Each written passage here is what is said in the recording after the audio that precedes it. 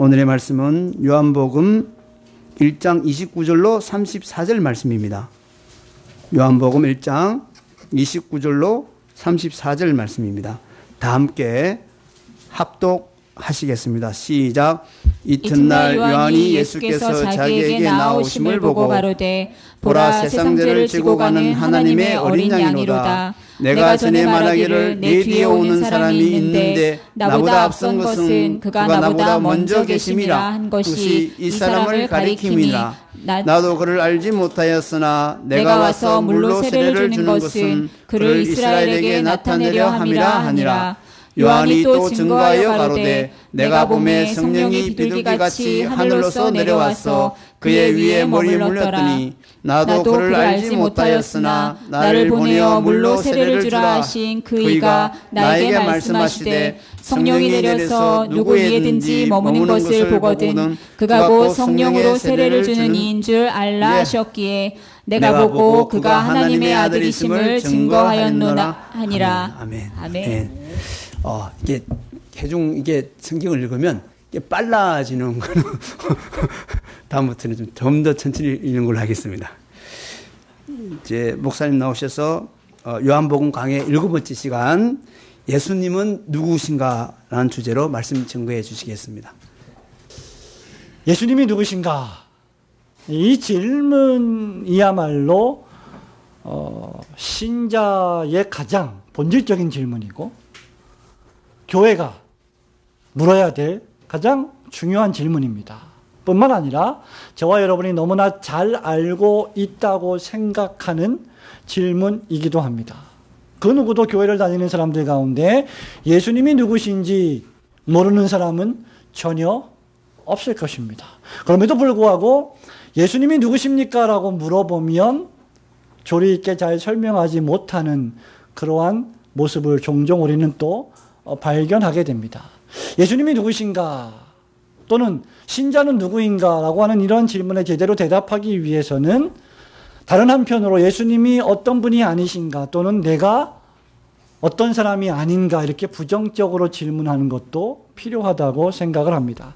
여러분 기억하시겠습니다마는 지난주에 우리는 나는 그리스도가 아니다 라는 제목의 요한복음 강의 6번째 시간의 말씀을 들었습니다. 그리스도인은 첫 번째로 그리스도가 아니다 라고 했습니다. 사람이 자기의 정체와 분수를 모르고 마치 자기가 하나님인 것처럼 마치 자기가 그리스도인 것처럼 하나님 자리에 올라가서 정권을 휘두른다면 그것만큼 비참한 일도 없을 뿐더러 그것만큼 아주 사악한 일도 없을 것입니다. 그리스도인은 광야에서 외치는 소리라고 했습니다. 그리스도인은 결론적으로 겸손한 사람이다 라고 했습니다. 지난주의 말씀은 그리스도인의 정체가 무엇인가? 좀 노골적으로 말하면 교회 다니는 신자들, 교인들의 정체가 뭔가? 그 사람들이 뭐하는 사람들인가? 에 초점을 맞추었다고 하면 오늘 본문의 말씀은 그가 어떤 분을 지시하고 있는가? 그가 소개하는 예수님은 누구신가에 대해서 초점을 맞추고 있습니다. 세례 요한은 실로 자신의 정체를 아주 잘 알고 있던 사람입니다. 사람이 자신의 분수를 모르면 실수하게 되어 있습니다. 그러나 세례 요한은 자신이 그리스도가 아님을 잘 알고 있었고 그리스도를 소개하고 증거하고 설교하는 소리로서 자신의 사명을 감당하는 겸손한 사람이었습니다. 이 일을 할 때 우리는 상당히 조심해야 하는데요. 당신은 그런 것도 모르냐?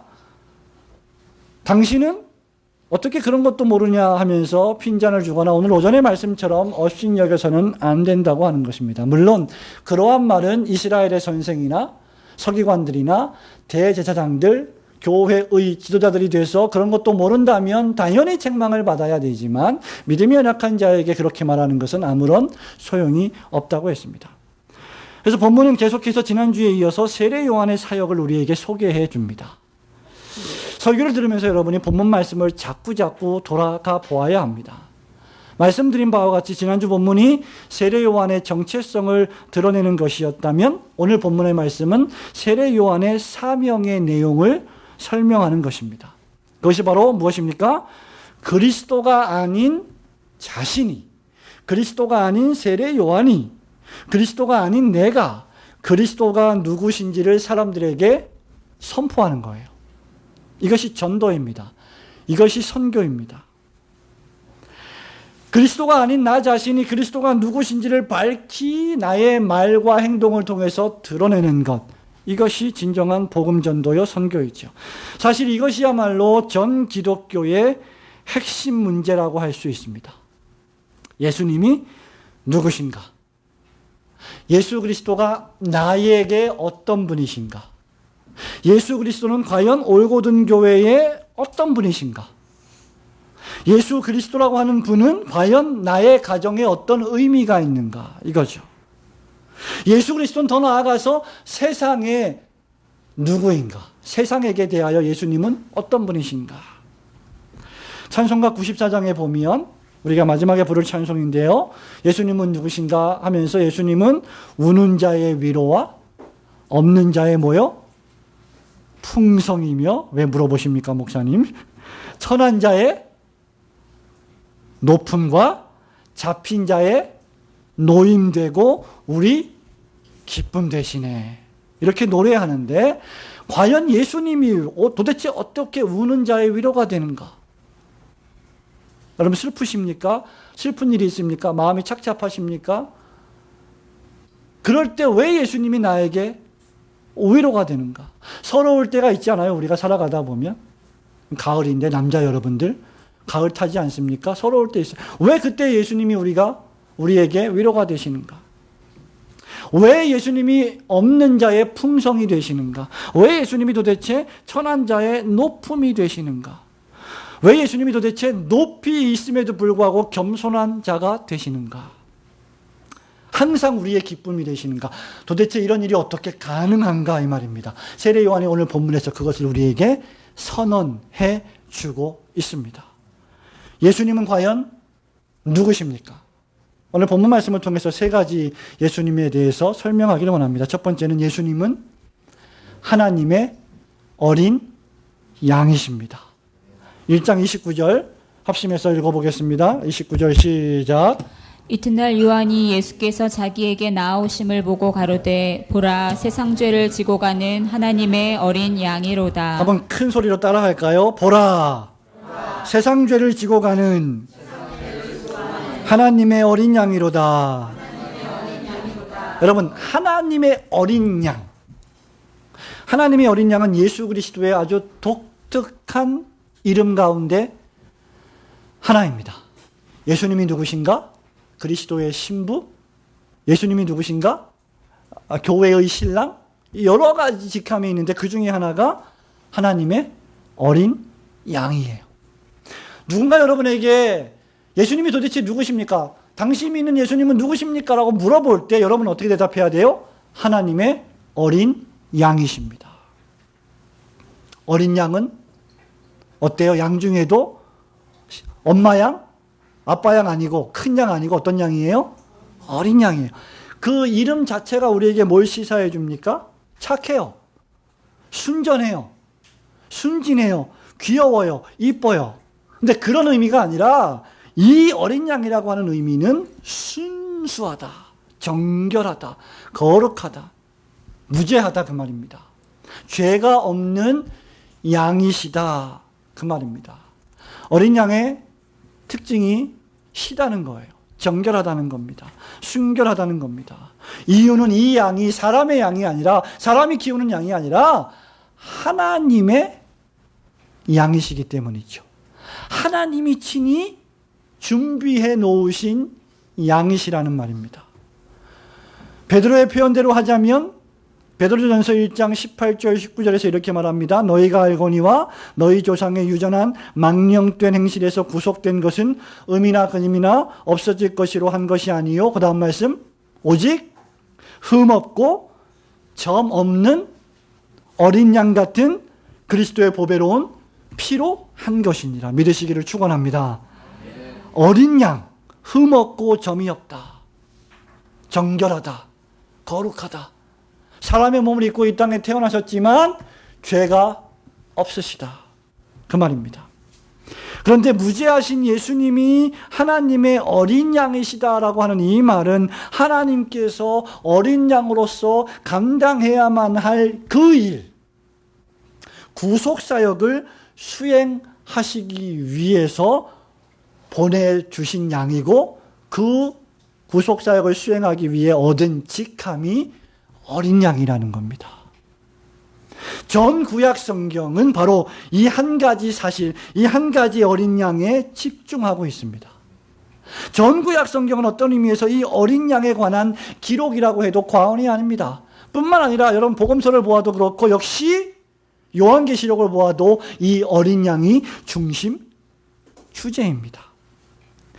유명한 영국의 아더 핑크 목사님이 계신데, 이 목사님이 요한복음 강해에서 이에 대해서 아주 유익한 요약을 하고 있습니다. 성경 창세기부터 요한계시록까지 어린 양을 간단하게 설명을 하는데, 창세기 4장에 아벨이 드린 첫 제사의 새끼에서 상징화된 양을 본다. 거기서 예표된 양을 우리가 볼 수 있다, 그 말이죠. 출애굽기 12장에서 양이 죽임을 당하고 피가 사용된 것을 본다. 이사야서 53장 7절에서 인격화된 양을 본다. 사람의 몸을 입고 이 땅에 오시기로 예언된 어린 양을 본다. 오늘 요한복음 1장 29절에서 뭐라 그랬어요? 세상 죄를 지고 가는 하나님의 어린 양이라 하면서 그 신분이 확인된 양을 본다. 구약 성경에, 전 구약 성경에 예언된 그 어린 양은 다른 양이 아닌 하나님이 준비하신 어린 양이었다. 신분이 확인되었다. 요한계시록 5장에 보면 하늘의 무리들에 의해서 찬미되는, 즉 하늘의 모든 천군 천사들이 찬양을 올려드리는데 그 찬양을 받으시는 대상이 다름 아닌 어린 양이시다. 요한계시록 22장에서 여호와의 영원한 보좌에 앉으셔서 영화롭게 되신 어린 양을 본다. 이렇게 아더 핑크 목사님이 말씀한 적이 있습니다. 말하자면 전 성경이 이 어린 양에 대해서 선언하고 있다는 것입니다. 바로 이 양이 하나님의 종으로 오신 양이십니다. 하나님께서 계획하시고 맡기신 일을 수행하시기 위하여 준비된 어린 양이십니다. 구약시대의 성전에서는 끊임없이 어린 양이 속죄의 피를 흘려야만 했습니다. 구약의 모든 제사체계의 희생제물이 지시하는 진정한 양이 누구시냐? 바로 사람의 몸을 입고 이 땅에 오실 하나님의 어린 양 예수 그리스도시라는 사실입니다. 이사야 선지자는 하나님의 어린 양으로 오신 그 종 메시아를 예언하면서 53장 7절에서 이렇게 그 어린 양을 묘사합니다. 그가 곤욕을 당하여 괴로울 때에도 그 입을 열지 아니하였으며 마치 도수장으로 끌려가는 어린 양과 털 깎는 자 앞에 잠잠한 양같이 그 입을 열지 아니하였도다.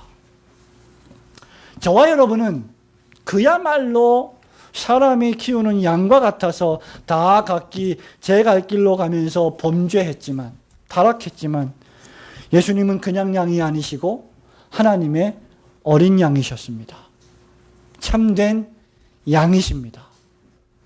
하나님 아버지와 성자 하나님께서 성령 하나님과 함께 영원전에 언약을 맺으실 때 예수님은 이미 기쁨으로 하나님의 어린 양이 되시기로 계획하셨습니다.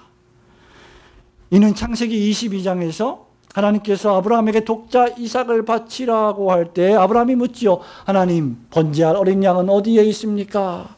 그때 하나님께서 이삭에게 이렇게 말하죠. 아브라함에게 말하죠. 번제할 어린 양은 아브라함이 이삭에게 말할 때 하나님이 친히 준비하실 것이다. 하나님이 친히 이삭을 위하여 준비할 그 어린 양이 온 인류를 향하여 준비될 하나님의 어린 양이 예표되었던 것입니다. 사람들은 예수님을 어린 양이라고 말하죠. 12월 25일이 되면 기쁘다 구주 오셨네 노래를 부르면서 어떻게 오신 예수님을 노래 불러요? 노엘, 노엘. 어떤 예수님을 노래 불러요? 예? 아기 예수. 왕은 무슨 왕이에요? 아기 예수. 아주 어린 예수. 조그만 예수. 그런 예수라고 생각하면서 노래를 부릅니다. 사람들은 예수님은 어린 양이라고 말하면서 예수 믿는 사람들이 새끼 양처럼 좀 온순하고 좀 착하고 진실하고 순결해야 한다 말합니다. 물론 신자들은 그러해야 합니다. 그러나 하나님의 양은 절대로 온순하거나 절대로 착하거나 절대로 힘이 없는 것 같이 생긴 그런 양만은 아니십니다. 이 어린 양은 하나님의 어린 양이십니다. 저와 여러분의 근본적인 죄의 문제와 부패의 문제와 사망의 문제를 뿌리채 뽑아주실 유일한 해결책으로서의 어린 양이십니다. 오늘 우리에게 필요한 양은 어떤 양입니까? 바로 구세주이신 하나님의 어린 양 예수 그리스도이십니다. 여러분의 가정에 누가 필요하십니까? 여러분의 가정에 진정으로 필요한 것이 과연 무엇입니까? 하나님의 어린 양이십니다. 우리 교회에 가장 필요한 것이 무엇입니까? 하나님의 어린 양을 바라보는 것입니다. 사랑하는 성도 여러분, 예수님이 누구신가? 예수님이 저와 여러분을 위하여 예비하신 하나님의 어린 양이심을 굳게 믿으시고 이 양에 집중하시는 성도들이 되시기를 주님의 이름으로 축원합니다. 예수님 누구신가? 두 번째, 예수님은 세상 죄를 지고 가시는 어린 양이십니다. 다시 한번 29절 말씀을 함께 읽어볼까요? 29절 시작. 이튿날 요한이 예수께서 자기에게 나아오심을 보고 가로되 보라 세상 죄를 지고 가는 하나님의 어린 양이로다. 자, 이 어린 양의 신분이 하나님의 어린 양, 하나님이 예비하신 어린 양인데 이 어린 양, 하나님의 어린 양 앞에 선행되는 단어가 있어요. 하나님의 어린 양을 수식해주고 있죠. 어떤 하나님의 어린 양입니까? 세상 죄를 지고 가시는 하나님의 어린 양입니다. 이 하나님의 어린 양의 사명이 무엇이냐? 세상의 죄를 짊어지시는 것이었다는 거죠. 여기 세상 죄는 무엇을 뜻합니까? 온 세상의 모든 죄를 가리킵니다. 그런데 세상이라고 할 때 이 세상이란 단어는 여러분 여러 가지 의미가 있는데 이 본문에 기록된 단어의 의미는 전 인류의 모든 종류를 가리킵니다. 이 세상에 살아가고 있는 사람들의 개인 모든 사람이 아닌 이 세상에 살아가고 있는 인류의 모든 종류. 좀 더 쉽게 말하면 유대인뿐만 아니요, 헬라인뿐만 아니요, 온 세계의 이방인들 전부 다 포함한 그 세상을 말합니다. 유대뿐만 아니요, 예루살렘뿐만 아니요, 사마리아뿐만 아니요, 땅끝에 이르는 모든 종류의 인류들을 가리키는 말입니다. 여기 죄란 단어 역시 단수로 기록되어 있습니다. 그러니까 전 인류의 어떤 종류의 죄라도 하나님의 어린 양이 짊어지신다는 것입니다. 큰 죄나 작은 죄나 관계없이 유대인의 죄나 헬라인의 죄나 이방인의 죄나 상관없이 구별 없이 차별 없이 전 인류의 죄를 짊어지시는 양이십니다. 이스라엘 백성에게만 오신 양이 아니라 택함받은 모든 인류에게 오신 양이십니다. 요한이 이 말을 이렇게 기록한 이유가 무엇입니까? 하나님의 구원은 유대인만의 구원이 아니다라는 것을 강조하기 위함입니다. 헬라인, 이방인, 모든 사람을 다 포함한다는 것을 알리기 위함이었습니다. 복음이 유대로부터 이방 땅인 사마리아와 땅끝까지 전파되어야 하듯이 그리스도의 십자가 구원도 전 인류에게 확장되는 구원입니다. 그렇기 때문에 좁게는 나의 죄를 짊어지신 예수님이십니다. 나의 불경건, 나의 불의, 나의 더러운 생각, 나의 더러운 말과 행동, 나의 부패, 나의 무능력, 나의 수치를 모두 이 어린 양이 짊어지셨습니다. 더 이상 저와 여러분은 그 수치, 그 부패, 그 더러움, 그 무능력 안에서 허우적거리며 절망할 필요가 하나도 없는 이유가 여기에 있는 것입니다. 예수 그리스도께서 십자가에 못 박혀 돌아가시며 피를 흘리셨을 때 우리의 모든 수치와 더러움과 우리의 모든 불경건이, 우리의 모든 죄악들이 그리스도에게로 옮겨가고 그리스도의 완전한 공로와 순종의 의가 우리에게로 옮겨와서 우리가 그 의를 공로로 의인이 되고 구원받은 사실을 요한은 이렇게 우리에게 설명하고 있습니다. 세상 죄를 지고 가는, 나의 죄를 지고 가시는 하나님의 어린 양, 그 세상에 포함된 나의 죄까지도 짊어지셔서 나로 하여금 자유케 하고, 나로 하여금 해방감을 맛보게 하고, 나로 하여금 더 이상 정죄함이 없는 구원의 기쁨을 충만하게 느끼게 하시는 어린 양이십니다. 성도 여러분, 여러분 자신을 잘 보십시오. 굳이 예레미야에 있는 17장 말씀을 인용하지 않더라도 만물보다 심히 부패하고 거짓된 것이 뭐라고요? 사람의 마음입니다. 사람의 마음이에요. 근본적으로 뿌리가 썩어 있기 때문에 살아있는 것처럼 보여도 그 줄기와 그 가지와 그 꽃과 그 열매도 썩어 문드러져서 죽어버릴 것입니다. 저와 여러분이 아무리 고상한 말을 한다 해도 저와 여러분은 타락한 죄인입니다. 저와 여러분이 주일날 이렇게 멋진 옷을 입고 단정하고 아름다운 옷을 입고 화장을 하고 예쁘게 앉아 있어도 우리의 속에는 악함이 가득하고 악독이 가득하고 우리의 속에는 죄와 시기와 질투가 가득하고 우리의 마음속에는 불평과 원망이 가득합니다. 이걸 저와 여러분이 어떻게 해결하겠습니까? 절대로 해결할 수가 없어요. 누가 대신 이것을 짊어 주셔야 됩니다. 그런데 사람이 짊어질 수가 없습니다. 그래서 하나님께서 친히 번제할 어린 양을 여러분을 위해서 준비하신 줄로 믿으시기를 축원합니다. 이 세상에 죄인이 아니라고 말할 죄인은 단 한 사람도 없습니다. 바울조차 자신이 죄인이라고 말했습니다. 그렇죠. 바울이 어떤 사람입니까? 교육도시 다소에서 최고의 학문을 전수받고 그야말로 엘리트 중에 엘리트였고 율법의 의로는 흠이 없었던 경건한 사람, 동방의 의인 욥이 있다면 신약시대에 사도 바울이 있습니다. 대단한 사람이죠. 그런데 이 사람이 로마서 7장 8장에서 뭐라고 말해요? 6장 7장에서 로마교회 교인들이여, 내가 여러분들에게 선물을 주고 싶습니다.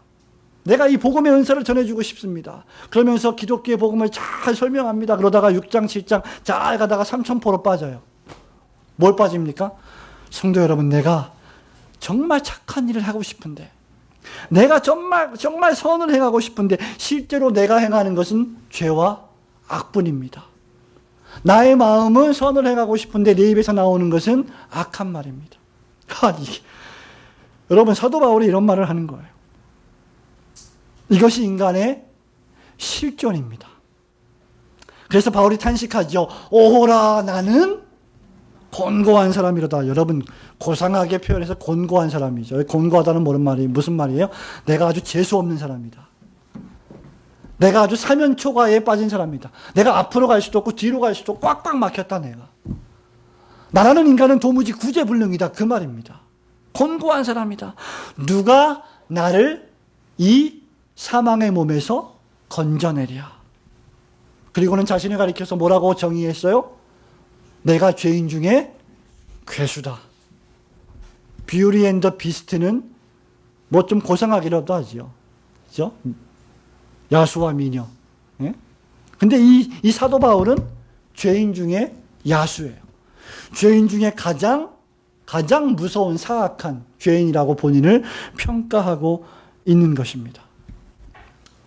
성도 여러분, 나 자신이 아직도 그나마 좀 괜찮은 사람이라고 생각한다면 여러분은 전혀 괜찮은 사람이 아닌 줄 알아야 합니다. 우리 예수 믿는 사람들이 얼마나 자주 이런 죄를 범합니까? 왜? 예수 믿었기 때문에, 의인 되었기 때문에, 나는 이제 자유했기 때문에 나는 좀 괜찮은 사람이라고 생각하는 것입니다. 그것은 나의 공로 때문에 괜찮은 사람이 된 것이 아니라 철저하게 100% 1000% 어린 양 예수 그리스도의 공로로 괜찮은 사람이 된 줄로 믿으시고 감사하시기를 축원합니다. 여러분, 내가 그렇기 때문에 여전히 좀 내 스스로 괜찮은 사람이라고 생각한다면 그런 사람은 지금 이 요한의 말씀, 세상 죄를 지고 가는 하나님의 어린 양이시다 라는 이 말씀의 무게를 전혀 감지하지 못하는 사람입니다. 이 말씀의 무게를 감지하는 사람은 자기 자신이 전혀 괜찮지 않은 사람이라고 고백하는 사람입니다. 이 말씀을 진짜 믿는 사람은 어떤 고백을 합니까? 주님, 저를 떠나소서, 저는 죄인으로서이다 라고 고백하는 사람입니다. 성도 여러분, 진정한 신자는 이 말씀 앞에 무릎을 꿇습니다. 나의 죄를 짊어지신 예수님, 감사합니다. 내가 죄인입니다. 나를 도와주십시오. 예수 그리스도의 십자가 공로가 아니면 나는 비참한 사람입니다. 나를 도와주세요 라고 기도합니다. 이것이 지금 본문에서 세례 요한이 우리에게 전하는 메시지입니다. 디모데전서 1장 15절에서 바울이 디모데에게 이렇게 선언합니다. 미쁘다, 믿을만하다, 신뢰할 만하다, 모든 사람이 받을 만한 이 말이요 그리스도 예수께서 죄인을 구원하시려고 세상에 임하셨다 하였도다. 죄인 중에 내가 괴순이라. 죄인 중에 괴수인 내게 복된 소식은 예수께서 바로 저와 여러분과 같은 죄인을 구원하시려고 세상 죄를 지고 가시는 어린 양으로 오셨다는 위대한 사실입니다. 이것이 복음입니다. 누가 여러분에게 묻거든, 예수님이 누구시냐 묻거든, 나의 죄를, 너의 죄를, 세상의 죄를, 그 수치를, 그 더러움을, 그 불결을 다 짊어지고 십자가에서 피를 흘리신 분이시다라고 당당하게 말씀하셔야 합니다. 예수님이 세상 죄를 지고 가신다는 말은 예수님이 구세주가 되신다는 말입니다. 그리고 이 일은 예수님이 죽지 않고서는 불가능한 일이 됩니다. 어린 양 구세주의 보혈로만 죄인이 용서를 받을 수 있기 때문입니다.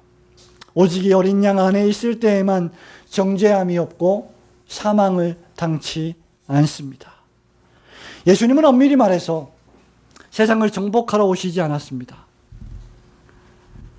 예수님은 엄밀히 말해서 세상의 부조리를 개선하고 악법을 고치고 복지를 증진시키고 도덕을 고양시키려고 이 세상에 오신 분이 아니십니다.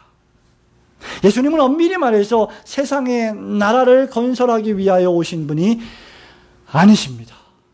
예수님이 오신 이유는 마귀의 일을 멸하시고 여러분의 죄를 대신 지시기 위하여 오셨습니다. 세상 죄를 진다는 말은 세상 죄를 없이 한다는 말입니다. 세상 죄를 당신이 우리에게서 끄집어내서 등에 짊어졌다가 바다 한가운데로 던져버려서 사라지게 하신다는 말입니다. 예수님은 우리를 완전히 용서하시고 완전히 구원하십니다. 한 번 구원해 놓으셔놓고 조금 우리가 실수하기 때문에 또 구원을 취소하시는 분이 결코 아니심을 믿으시기를 축원합니다. 예수님은 우리를 완전히 용서하시고 완전히 구원하십니다. 예수님의 구원에는 불완전이라는 것이 없습니다. 저와 여러분의 성화의 과정에는 불완전이 있고 실패가 있고 쓰러짐이 있고 넘어짐이 있지만 예수님의 십자가는 완전하십니다. 목사님, 제가 기도했는데요. 기도하고 내가 갔는데요. 또 승질을 부렸어요. 당연합니다. 저와 여러분은 그런 존재예요. 제가 정말 열심히 남편한테 화 안 내고 정말 바가지 안 긁고 잘해주려고 했는데 이게 그냥 나도 모르게 당연해요. 우리는 예수님이 아니십니다. 우리는 그리스도가 아닙니다. 내가 자녀들한테 정말 예수 믿는 아버지답게, 목사답게, 장로답게 정말 권위 있게 말씀으로 믿음으로 권면하고 싶은데 나도 모르게 야! 하고 나와버렸습니다. 당연합니다. 우리는 불완전하기 때문입니다. 그렇다고 해서 우리의 구원이 취소되지 않습니다. 예수님은 십자가에서 온 인류의 죄를 없이 하셨고 어제도 오늘도 우리 죄를 짊어지십니다. 그리고 내일도 우리가 범할 죄를 다 짊어지실 것입니다. 왜냐하면 십자가에서 이미 지셨기 때문입니다.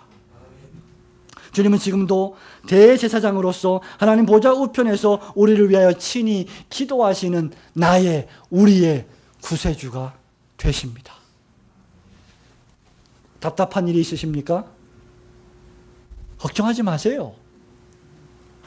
하나님께서 하늘에서 우리를 보고 계십니다. 예수 그리스도께서 하나님 보좌 우편에 좌정하셔서 우리를 위하여 기도하고 계십니다. 성령께서 지금 말할 수 없는 탄식으로 우리가 기도하지 못할 때 우리의 기도를 도우십니다. 그분들이 못하실 일이 뭐가 있겠습니까? 그래서 우리 주님께서는 마태복음 11장 28절에 이렇게 당당하게 말씀하시죠. 저는 이렇게 말 못합니다. 수고하고 무거운 짐진 자들아 어떻게 해요? 다 내게로 오라. 여러분, 목사와 장로와 성도들은 다 감당할 수가 없습니다. 사람이 어떻게 전부 다 감당하겠습니까? 우리 예수님 보세요. 다 오라. 너희 유대인들도 와라. 너희 헬라인들도 와라. 사마리아인 와라. 이방인들 환영한다. 누구나 와라. 남녀노소 관계없이, 학식이 높고 낮고 관계없이, 아무런 차별 없이 다 와라. 왜? 내가 너희를 쉬게 하리라. 예수께서 세상 죄를 지고 가는 하나님의 어린 양이심을 굳게 믿으시고 어린 양 되신 그분의 보혈의 공로 안에서 늘 참되게 안식하시는 성도들이 되시기를 축원합니다. 예수님은 누구신가? 마지막 세 번째. 예수님은 성령으로 우리에게 세례를 베푸시는 분이십니다. 33절과 34절을 함께 읽겠습니다. 시작. 나도 그를 알지 못하였으나 나를 보내어 물로 세례를 주라 하신 그이가 나에게 말씀하시되 성령이 내려서 누구 위에든지 머무는 것을 보거든 그가 곧 성령으로 세례를 주는 이인 줄 알라 하셨기에 내가 보고 그가 하나님의 아들이심을 증거하였노라 하니라. 자, 33절을 다시 한번 다 함께 정신을 차리시고 큰 소리로 읽습니다. 시작. 나도 그를 알지 못하였으나 나를 보내어 물로 세례를 주라 하신 그이가 나에게 말씀하시되 성령이 내려서 누구 위에든지 머무는 것을 보거든 그가 곧 성령으로 세례를 주는 이인 줄 알라 하셨기에. 그래서 나도 그것을 보고 그가 하나님의 아들이심을 증거하였노라고 세례 요한이 고백하고 있습니다. 본문에 따르면 예수님이 요단강에서 세례를 받으실 때 성령께서 예수님 위에 비둘기같이 내려오셔서 머무셨습니다.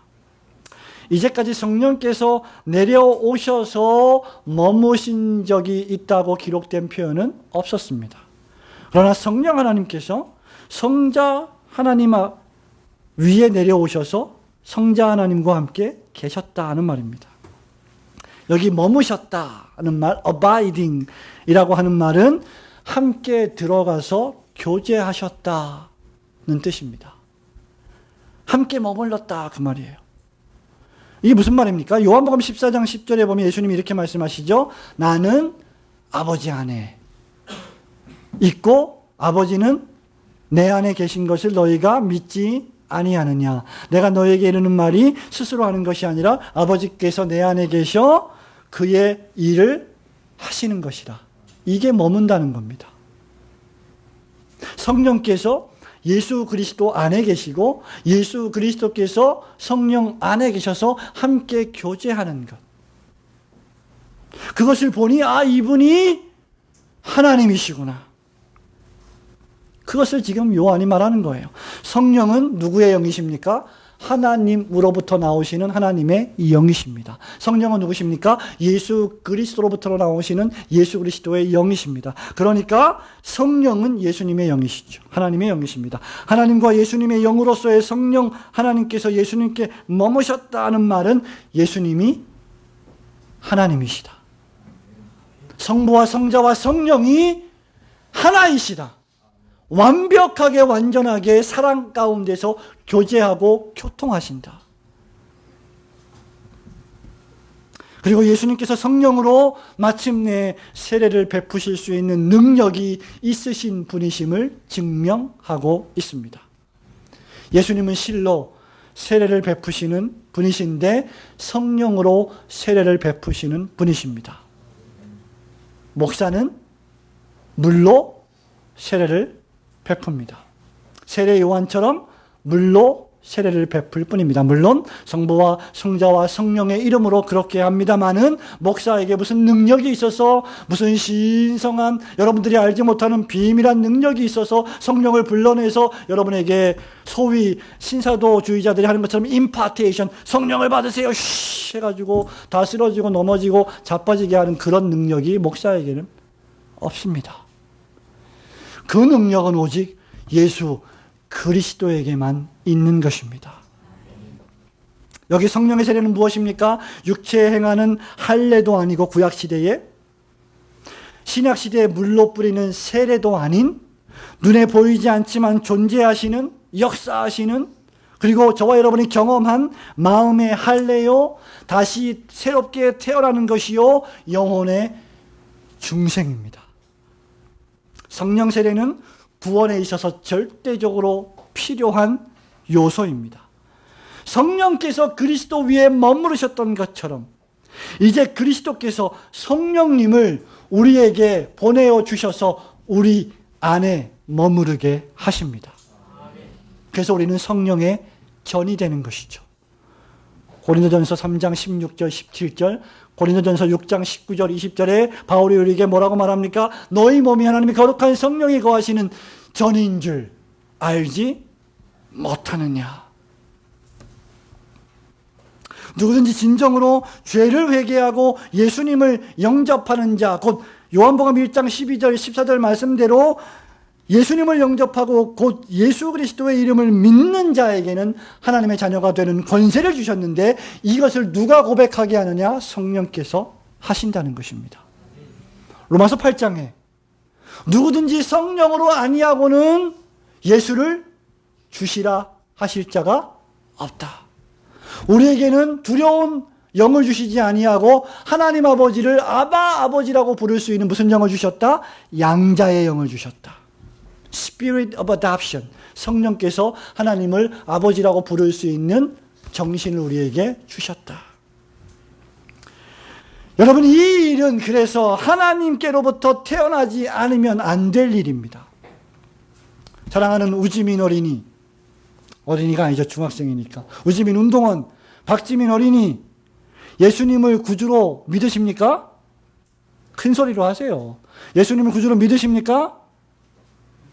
하시라고 큰 소리 대답을 하시라고. 예수님을 구주로 믿으십니까? 아유 쑥스러워가지고 아멘. 그 말을 누가 하게 하시느냐? 여러분, 지민이 엄마가 합니까? 지민이 아빠가 합니까? 못합니다. 죽었다 깨어나도 못합니다. 내가 난 아들이고 내가 난 딸이지만 예수님을 구주로 고백해, 하나님을 아버지로 불러, 절대 못합니다. 누가 하십니까? 성령이 하십니다. 하지 말라 그래도 성령이 역사하십니다. 성령께서 역사하시고 우리 안에 성령님이 계시지 않으면 절대로 발생하지 않을 일이 바로 하나님을 아버지로 부르는 것입니다. 성도 여러분, 여러분은 하나님을 아버지로 부르십니까? 여러분은 여러분이 죄인임을 고백하십니까? 여러분은 여러분을 구원하실 분이 예수 그리스도 한 분뿐이심을 굳게 믿으십니까? 그러면 여러분은 성령을 소유한 분이십니다. 우리 안에 성령께서 머무르시면 신비하게 우리를 그리스도 안으로 이끄십니다. 결국 예수 그리스도는 당신의 성령의 능력으로 우리에게 세례를 주셔서 당신과 연합하여 우리를 그리스도 안에 있게 하십니다. 이런 사람은 갈라디아서 2장 20절 말씀처럼 내가 살지 않고 내 안에 예수 그리스도를 믿는 믿음 안에서 살게 됩니다. 그래서 주의를 지키는 거예요. 그래서 주의를 지키는 거예요. 그래서 주일날 하나님 앞에 예배하러 나오는 겁니다. 왜? 성령이 계시기 때문에. 여러분 마음대로 하세요. 여러분 예배 드리고 싶지 않으면 오시지 마세요. 과연 그러고도 여러분 살 수 있다면 그렇게 하십시오. 여러분의 영혼에 진정으로 성령이 내주하신다면 여러분은 견디지 못하여 예배하러 나오실 것입니다. 요한복음 15장 4절에 있는 말씀처럼 이런 사람은 믿음의 과실을 많이 맺게 됩니다. 내 안에 거하라. 나도 너희 안에 거하리라. 가지가 어디에 붙어 있어요? 포도나무에 붙어 있어요. 가지가 포도나무에 붙어 있지 않으면 생각해 보세요. 포도나무가 있는데 포도나무 가지가 끊어져 갖고 땅바닥에 떨어졌어요. 그 가지에 포도나무 열매가 맺혀요? 안 될 일입니다.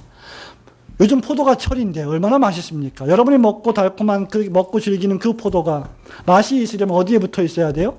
포도나무에 붙어 있어야 돼요. 그래야 포도 열매를 맺습니다. 포도나무에 붙어있지 아니하면 절로 과실을 맺을 수 없음 같이 너희도 내 안에 있지 아니하면 그러하리라. 이렇게 성령의 세례를 받은 사람은 매일매일의 삶에서 사랑과 희락과 화평과 오래 참음과 자비와 양성과 충성과 온유와 절제의 열매를 맺습니다. 제가 외웠어요? 못 외웠어요? 외웠어요. 못 외워도 상관없습니다. 이 9개의 하나로 맺혀지는 열매, 즉 포도송이 하나의 열매인데 이 하나의 열매 안에 많은 알들이 있잖아요. 성령의 열매는 9가지 열매가 아니라 하나의 열매예요. 이 하나의 열매 안에 9가지 특성들이 자동적으로 맺혀지게 되어 있습니다. 성령을 소유한 자는 사랑하게 됩니다. 기뻐하게 됩니다. 평화를 증진시키려 노력합니다. 싸우려 하지 않습니다. 그래서 뭐예요? 오래 참아요. 인내합니다. 그래서 뭐예요? 눈물을 흘리는 거예요. 싸우는 사람 우는 거 봤습니까? 울 시간에 싸워야지 어떻게 웁니까? 근데 지니까 눈물을 흘리는 거예요. 제가 볼 때는요, 여담입니다만은 남자들이 가장 약한 게 뭐라고 생각하십니까? 우리 주부 여러분, 우리 여자 집사님 여러분, 권사님, 남자들이 가장 약한 게 뭐라고 생각할까요? 예? 악어의 눈물? 아니고 말씀하신 대로 여자의 눈물이에요. 그것도 아내의 눈물. 그거 무섭습니다. 근데 아내가 눈물을 가짜로 흘리면 안 돼요. 진심으로 눈물이 흘려져야 그거 무서운 거예요. 연극하면서 하는 건 누구라도 할 수 있습니다. 근데 진짜 아내가 울잖아요? 무서운 일입니다. 집안에서 아내가 울기 시작하면 그거는 긴장해야 될 일이에요. 성도가 가정에서, 특히 아내들이 가정에서 눈물을 흘리며 기도할 때 남편들은 긴장합니다. 여러분들의 남편을 믿음의 장부로 만들고 싶으십니까? 기도하세요. 눈물 항아리에, 눈물병에 여러분의 기도의 눈물을 담아야 합니다. 정말입니다. 해보십시오. 주님 앞에 무릎을 꿇고 기도해 보세요. 주님이 열매를 맺히게 하실 것입니다. 여러분 자신이 진정으로 자신이 죄인, 괴수 중에 죄인임을 깨닫고 여러분이 영접한 예수님이 아니시면 이 죄에서 나를 건져낼 다른 분이 정말 없으시다는 것을 굳게 믿는다면 성령께서 거하시는 사람들입니다. 매일매일 믿음으로 살고자 노력하고 발버둥 친다면 성령이 거하시는 성전입니다. 여러분의 삶을 점검하십시오. 내가 주일날만 발버둥 치고 있나? 내가 월요일부터는 전혀 성령님과 상관없는 삶을 살고 있지는 않은가? 성령의 열매를 맺도록 순간순간 사랑하며 기뻐하고 절제하고 인내하며 오래 참고 착하게 사랑을 실천하려고 노력하며 주께 충성하고 매사에 부드러우려고 노력한다면 여러분은 성령님이 함께 하시는 사람입니다. 여러분의 믿음과 여러분의 행위로 여러분이 성령의 세례를 받은 사람들임을 웅변적으로 증거하시기를 주님의 이름으로 축원합니다. 성도 여러분, 말씀을 맺습니다. 제가 아주 오래전에 한 4, 5년 전에 중대한 문제로 그 당시에 일산에 있는 금식기도원에 가서 기도를 하고 있는데 한 9일 정도 10일째 되는 날인데 파리가 한 마리 들어왔어요. 파리가 한 마리 들어왔는데 이 파리가 얼마나 힘이 없냐면 뭐 날아가지도 못해요. 잘 날지도 못, 날다가 쓰러지고 날다가 쓰러지고. 왜냐면 금식기도원이니까. 파리도 금식을 하는 것 같아요. 파리 한 마리 왔다 갔다 하는데 우스갯소리로 야, 파리도 금식을 한다. 파리도 은혜를 받으려고 금식기도원에 왔구나. 농담으로 그런 말을 한 적이 있습니다. 여담입니다만 파리를 자꾸 보시길래 34절에 보면 지금 세례 요한은 바로 이 하나님의 아들을 증언하고 있습니다. 예수님은 누구신가? 하나님의 어린 양이십니다. 세상 죄를 지고 가시는 메시아이십니다.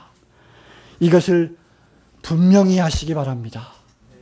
여러분 설렁설렁 교회 다니지 마시고 이것을 분명히 여러분 마음에 새기고 이 예수님을 계속해서 끊임없이 배워가려고 노력해야 합니다. 무죄하신 하나님의 아들 그리스도 예수 우리 주님께서 온 인류를 위하여 보혈을 흘리셨습니다. 그리고 그 보혈의 공로를 성령으로 세례를 베푸셔서 우리에게까지 나에게까지 흘러오게 하셨습니다. 친히 나를 하나님의 자녀 삼아 주셨고 목사로, 장로로, 권사로, 집사로, 교사로, 성도로 여기에 앉게 하셨습니다. 예수님이 하나님의 어린 양이신 것이 과연 중요한 것은 나와 상관이 있느냐는 것입니다. 예수님이 하나님의 어린 양이신 것이 여러분에게 지금 상관이 있냐는 것입니다. 우리는 예수님이 하나님의 어린 양이신 것을 공부했습니다. 예수님이 친히 성령으로 세례를 베푸시는 분이심을 배웠습니다. 세상 죄를 짊어지고 가시는 어린 양이심을 배웠습니다. 과연 그 배운 것이 나하고 지금 상관이 있느냐? 진심으로 예수님을 영접하지 않으면서도 예수님이 하나님의 어린 양이시라고 하는 지식을 얼마든지 가질 수 있습니다. 예수님이 진정 나의 모든 죄를 저 멀리 바다 한가운데 치워버리셨음을 저와 여러분은 정말 진심으로 믿고 있습니까? 정말 우리가 새로운 마음을 가졌는지를 점검해야 합니다. 정말 우리가 거듭난 사람인지를 확인하시기 바랍니다. 정말 세례 요한처럼 예수님을 마음으로 영으로 믿음으로 보고 34절에 있는 말씀처럼 보고 듣고 영접하고 그 이름을 믿고 그분이 하나님의 아들이심을 증거하시는 성도들이 되시기를 주님의 이름으로 축원합니다. 아멘.